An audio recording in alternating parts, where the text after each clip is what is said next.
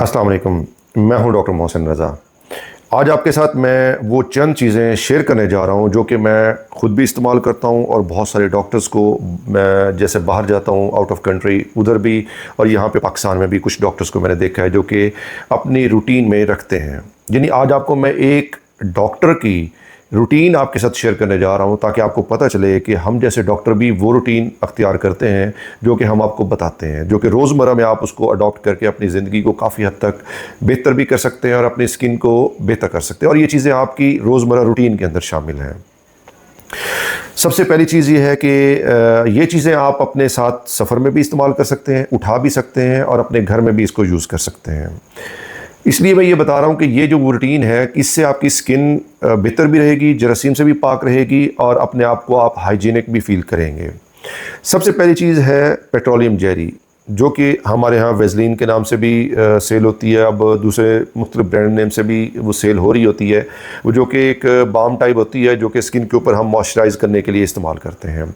हमारे यहाँ ये कॉन्सेप्ट है, जो साउथ एशियन कंट्रीज़ हैं उनके यहाँ ये कॉन्सेप्ट है कि हमारे यहाँ चूँकि धूप बहुत ज़्यादा पड़ता है, स्किन ऑयली होती है, एक्ने निकल आती है, तो इसलिए यहाँ पे बहुत सारे लोग वेज़लिन या पेट्रोलियम जेली का इस्तेमाल नहीं करते। वो ये समझते हैं कि स्किन जब ऑयली है तो फिर यहाँ पे वेज़लिन का क्या काम। लेकिन एक बात याद रखिएगा कि आपकी स्किन अगर ऑयली भी है तब भी आपको मॉइस्चराइज़र की ज़रूरत है। ठीक है। अच्छा, मैं तकरीबन वेज़लिन अपने साथ रखता हूँ। वेज़लिन जहाँ पे आपकी स्किन यानी कि ड्राई होने लगे, क्योंकि आप बार बार हाथ धोते हैं, आप बार बार मुँह धोते हैं, या आप जब नहाते हैं, क्योंकि सर्दियों में अमूमन ये अमल होता है कि आप बहुत ज़्यादा गर्म पानी के साथ नहाते हैं, तो बहुत ज़्यादा गर्म पानी के साथ नहाने की वजह से ये होता है कि आपके जिस्म के अंदर से जो मॉइस्चर है वो उड़ जाता है। और फिर हम नहाने के बाद जो है वो टॉवल का इस्तेमाल ज़रूर करते हैं, और टॉवल को हम रगड़ रगड़ के अपने जिस्म को और चेहरे को साफ़ करते हैं, जिसकी वजह से क्या होता है कि वो नेचुरल जो लिपिड्स और जो सीबम होता है वो भी आप उसको हार्श तरीके से उसको साफ़ कर लेते हैं और बॉडी का जो मॉइस्चर लेवल है वो ख़राब हो जाता है। तो इसलिए वेज़लिन जो है वो आप अपने साथ हर वक्त रखें, जब भी ज़रूरत हो आप अपने जिस्म के ऊपर वेज़लिन अप्लाई कर सकते हैं। एक नंबर दूसरी चीज़ है, वो बड़ी अहम चीज़ है, वो है hypochlorous acid.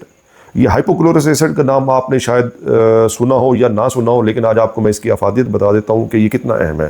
Hypochlorous acid basically एक एंटीबैक्टीरियल या जरासीम कुश एक मेडिसन है जो कि आप, लेकिन बेज़रर है, आप इसको एक ख़ास कंसंट्रेशन में इसको आप इस्तेमाल कर सकते हैं।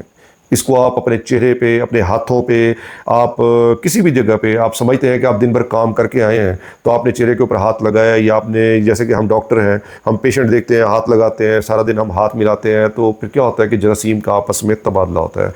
तो उससे क्या होता है कि वो हाइपोक्लोरस एसिड जो है वो एंटीबैक्टीरियल है, तो आप उसको एज ए हैंड सैनिटाइज़र के तौर पर भी यूज़ कर सकते हैं। आप उसको अपने फेस के ऊपर भी स्प्रे कर सकते हैं ताकि आपके चेहरे के ऊपर भी अगर कोई जरासीम है तो आप उसको साफ़ कर लें, उसके बाद आप अपना मुँह सोप के साथ आप धो सकते हैं।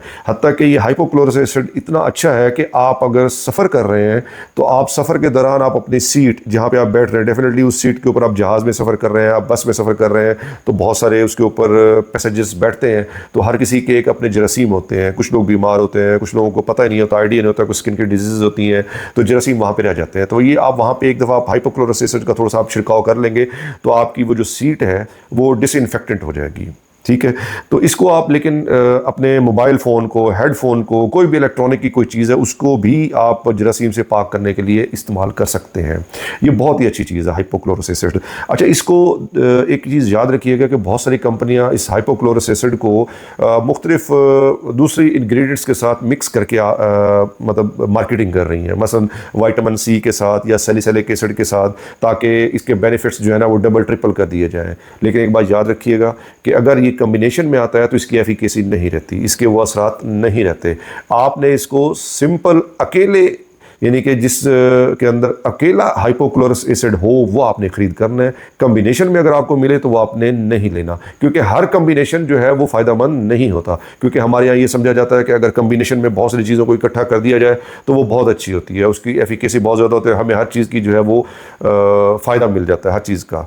तो ऐसा नहीं होता हर केस में। बहुत सारे केस में ऐसा होता है कि कुछ चीज़ों को अगर हम मिक्स कर दें तो वो एक दूसरे को न्यूट्रलाइज़ कर देते हैं और उसकी एफिकेसी उस तरीके से नहीं रहती।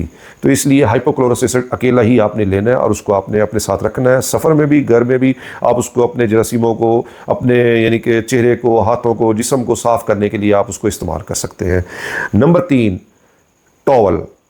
सबसे पहले मैं ये समझता था कि ये जो टॉवल है घर में हमारे यहाँ जो यूज़ होता है, फर्स्ट का मैंने अपना एक टॉवल अलग से रखा हुआ है, तो वो बार बार धुल जाता है तो कोई बात नहीं, वो डिसइंफेक्टेड हो जाता है तो उसको मैं दोबारा दोबारा इस्तेमाल कर सकता हूँ। लेकिन एक बार याद रखिएगा कि कुछ ऐसा धोने के बाद टॉवल भी उसके अंदर, क्योंकि छोटे छोटे वो पोज होते हैं, बहुत ज़्यादा वेलवेटी होता है, तो उसके अंदर जरासीम फंस जाते हैं, हत्ता कि वो बहुत अच्छे तरीके से धोने से भी उसके अंदर से जरासीम नहीं निकलते। तो इसलिए एक तो अपना टॉवल जो है वो बहुत जल्दी तब्दील कर लिया करें, और दूसरे नंबर पर कुछ मार्केट से ऐसे टॉवल मिल जाते हैं जो कि सिंगल यूज़ के लिए होते हैं। मसलन आप कहीं बाहर जाते हैं, आप किसी सफ़र में, आप गाड़ी में बैठे हैं, जहाज़ में बैठे हैं, तो आप अपने साथ वो टॉवल रखें अपने बैग के अंदर कि आप उसको डिसइंफेक्टेंट करके ले जाएं, कि वो क्लीन हो, पैक करके ले जाएं। आप जब कहीं पे जा रहे हैं तो आप कहीं पे भी आपने यानी कि अपने आप को फ्रेश करना है, आप वो टॉवल निकालें, अपने चेहरे को साफ़ करें, हाथों को साफ़ करें, बाजू को साफ़ करें। आप फंस के कहीं पे पहुँचे, आपने कहीं ऑफिस में जाना है, कहीं इंटरव्यू देने जाना है, कहीं पे आपने प्रेजेंटेशन देनी है, कहीं पे आप सफ़र करके जा रहे हैं और मुंह धोने का आपको टाइम नहीं है, तो वो टॉवल निकालें, चेहरा साफ़ करें, हाथ साफ़ करें और उसको फिर फेंक दें। तो ये टॉवल जो है सिंगल यूज़ के लिए टॉवल मिल जाते हैं, आप वो अपनी ज़िंदगी का हिस्सा बना सकते हैं और ये बहुत अच्छी चीज़ है, इसको अपने साथ रखें। चौथे नंबर पे लिप बाम।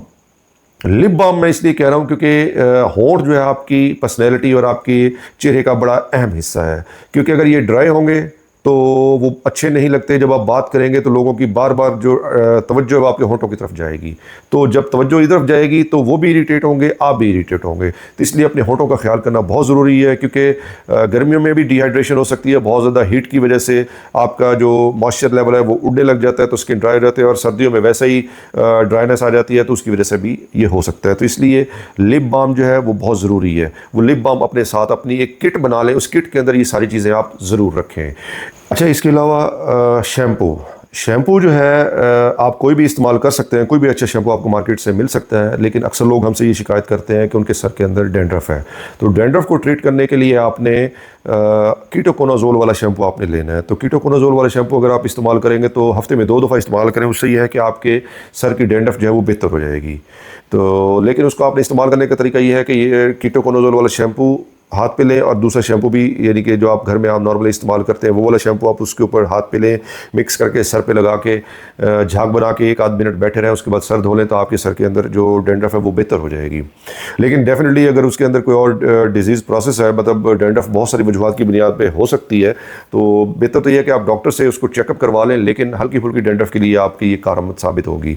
अच्छा, लेकिन इसके लिए अकेला अगर आप कीटोकोनाजोल शैम्पू इस्तेमाल करेंगे तो बालों को ये रूखा कर देगा। तो आपने क्या करना है कि अगर आप अकेला लगाना चाह रहे हैं तो फिर उसके बाद आप कंडीशनर का इस्तेमाल कर लें, वरना घर के शैम्पू के साथ इसको मिक्स करके आप सर धो सकते हैं, जिससे बाल आपके नॉर्मल सिल्की और नरम रह सकते हैं।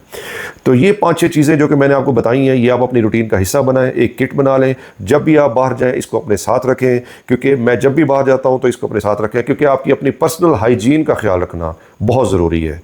हाँ, एक और चीज़ भी है, 7वीं चीज़ के जब आप किसी सैलून में बाल कटिंग करवाने के लिए जाते हैं, बेशक वो मर्द हैं या औरतें, ख़वातीन हैं जो कि जाती हैं, ख़वातीन अक्सर ब्यूटी पार्लर्स पे या सैलून्स पे, वहाँ पे अपने स्किन की वो करवाने के लिए, मुख्तलिफ़ प्रोसीजर करवाने के लिए, तो मैं उनको ये मशवरा दूंगा कि वो किट अपनी पास ख़ुद रखें। मसलन स्पंज अपना ले जाएं, या कुछ लगाना है, ग्लव्स हैं, कॉम्स हैं यानी कि कंघी है, कैंची है, ये आप अपनी रखें। इसी तरह से मर्द है वो बाल कटवाने जाते हैं या शेव करवाने जाते हैं, तो ये सारी चीज़ें अपनी लेके जाएं, या डिस्पोजेबल कम अज़ कम लेके जाएं, ताकि वो जो वहाँ पे करने वाले लोग होते हैं, डेफिनेटली उन्होंने बहुत सारे लोगों को डील करना होता है, ट्रीट करना होता है, तो वहाँ पर आप उनको ये चीज़ें दें कि भाई ये चीज़ें हैं, आप इनको इस्तेमाल करें मेरे सर के ऊपर या मेरे चेहरे के ऊपर, ताकि इन्फेक्शन के चांसेस कम से कम हो, ताकि आपकी स्किन जो है वो हाइजीनिक रह सके।